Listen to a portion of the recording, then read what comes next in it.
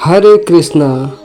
क्या आपको कभी लगा है कि जीवन में शांति पाने का रास्ता पूजा पाठ से मिलता है या फिर रोज़मर्रा के कामों से?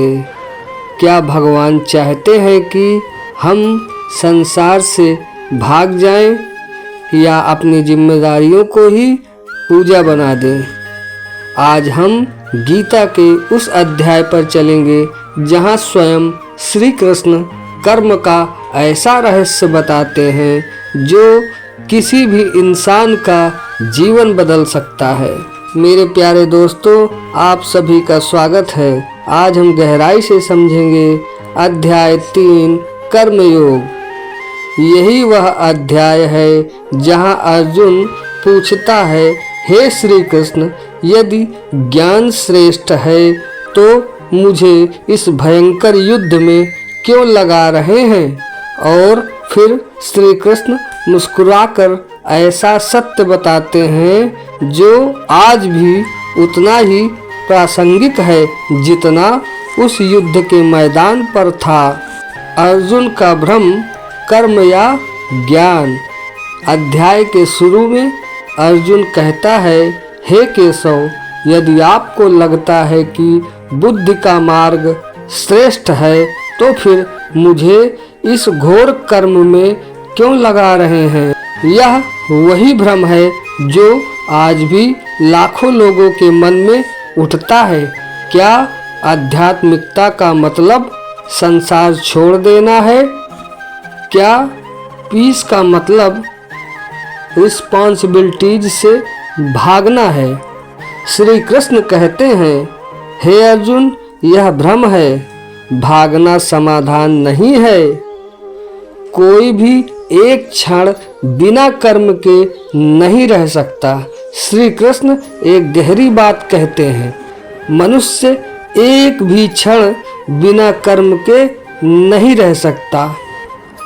हम सांस लेते हैं तो कर्म, हम सोते हैं तो कर्म, हम सोचते हैं तो कर्म, यानी कर्म से बच पाना असंभव है। अगर कोई व्यक्ति दिखावे में कहे कि मैंने कर्म छोड़ दिया है तो भी मन लगातार कर्म कर रहा होता है। बाहरी त्याग नहीं, आंतरिक शुद्धता महत्वपूर्ण।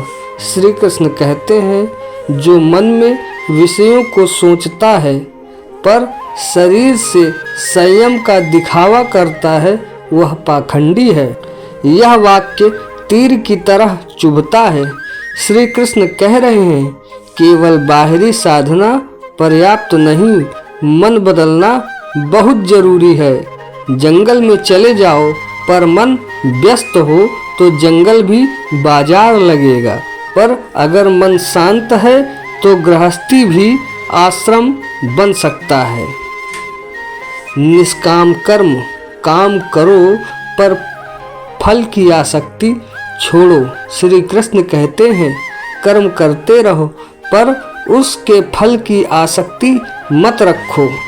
यह आज की भाषा में do your work, don't chase result.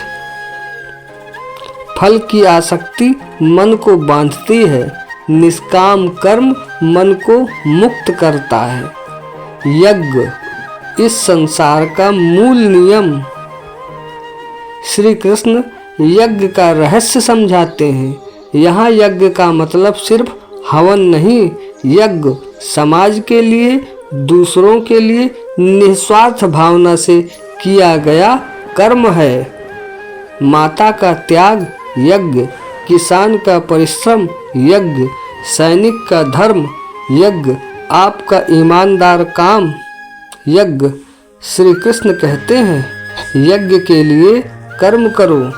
यही संसार का चक्र चलता रहने का तरीका है। जो लोग समाज से लेते हैं पर लौटाते नहीं।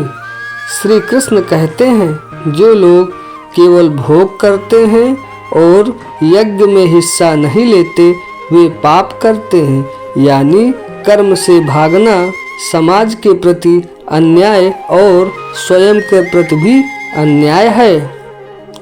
महान व्यक्ति का कर्म समाज के लिए रास्ता बनता है। श्री कृष्ण कहते हैं, जो महान व्यक्ति करता है लोग वही अनुसरण करते हैं। यह एक बहुत गहरी सीख है। लीडरशिप का अर्थ सिर्फ अधिकार नहीं, कर्तव्य और उदाहरण भी है। श्री कृष्ण कहते हैं, मैं भी कर्म करता हूँ, नहीं तो ये दुनिया अव्यवस्थित हो जाएगी। आसक्ति रहित कर्म कैसे करें?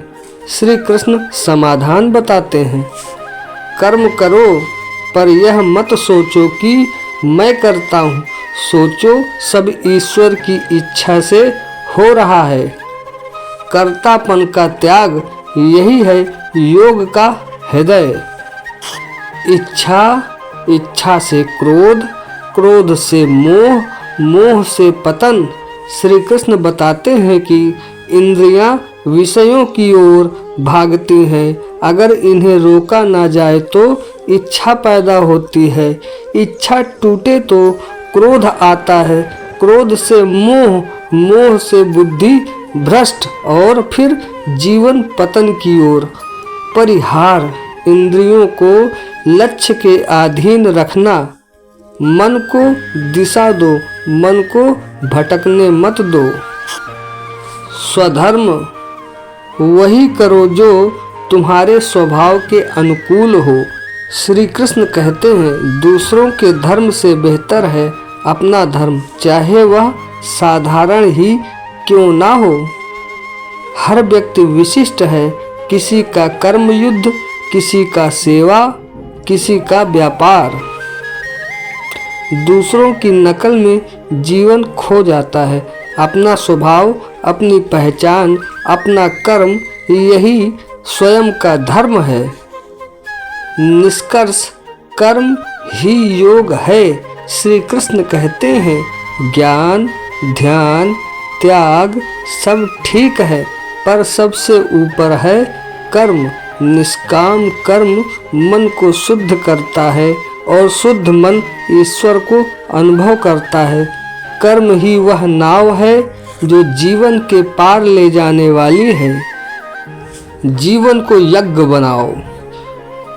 तो दोस्तों, अध्याय 3 हमें बताता है कि भागना नहीं, निस्वार्थ भाव से कर्म करना ही मुक्ति का असली मार्ग है। आपका हर काम, अगर वह किसी सहायता के लिए है, अगर वह ईमानदारी से है, अगर वह बिना लालच के है, तो वह यज्ञ है। और जब आपका जीवन यज्ञ बन जाता है, आप स्वयं कर्मयोगी बन जाते हैं। अगर आपके हृदय को अध्याय 3 भाया हो तो आप हमारे वीडियो को लाइक करें, हमारे चैनल को सब्सक्राइब करें और भक्ति को फैलाने के लिए हमारे वीडियोज़ को आप शेयर करें। आप सभी लोगों का बहुत बहुत धन्यवाद। हरे कृष्णा।